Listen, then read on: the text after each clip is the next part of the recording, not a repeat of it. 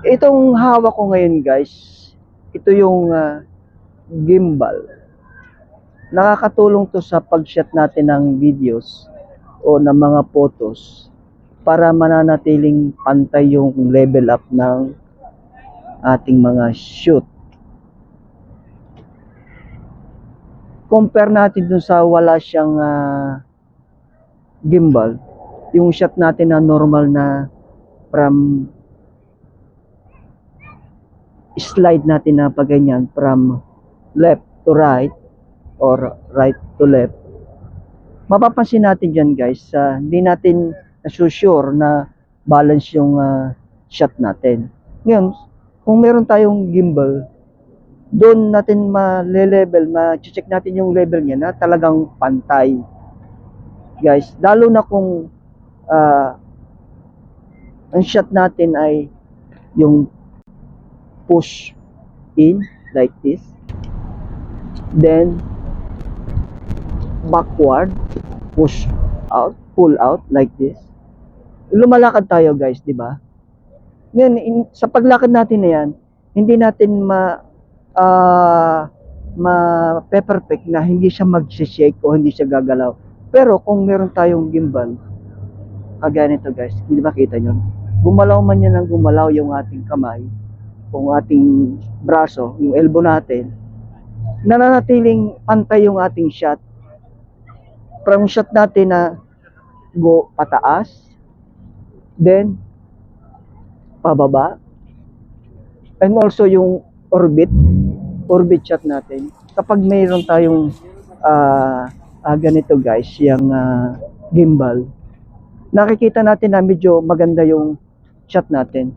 Pansin nyo guys, yung mga videos ko dyan, yung sliding shot ko dyan, yung overhead, yung fake drone, mamaya makikita natin yung mga shot natin dyan guys. Nandito tayo sa malapit sa beach, dito sa left natin yung People's Park. Makikita natin guys yung shot natin dyan, yung kaibahan ng normal na hawakan lang natin yung mobile natin na paganyan, swing natin paganyan. Talagang nakakatulong yung may gimbal guys.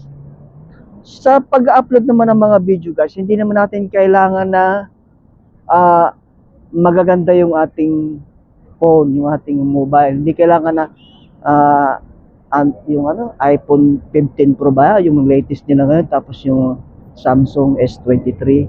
So, yan guys, talagang sa mga may pera talaga, can affordable nila, okay lang. Pero sa kagaya ko guys, sa mga nag-uumpisang mag-vlog, okay lang yan, basta importante yung ating gamit na mobile ay nakakakuha ng maganda yung camera niya, kahit yan Oppo, Vivo, o yung Huawei, walang problema. Importante naman yung pag-shoot natin ng videos. Tsaka importante guys, yung competent tayong gumawa ng videos. Kung tayong mahihiya, as long as na wala naman tayong ginagawang masama, hindi tayo nakakaapak, okay na yon. Palagay ko, magle-level up yung natin guys, yung ating pagiging content creator. Tiyaga lang talaga, patience lang. Talaga yun kasi ang kailangan natin. Kahit naman sino, yung mga nag-umpisa dyan, di ba? Nag-umpisa sila sa talagang mababa. Pero kita nyo gano'n ngayon. So, yun lang guys.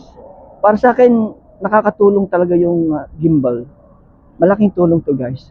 Kaya guys, panoorin natin yung ating mga shot, yung mga fake drone, yung sliding, orbit shoot. Tingnan natin yun guys. Okay?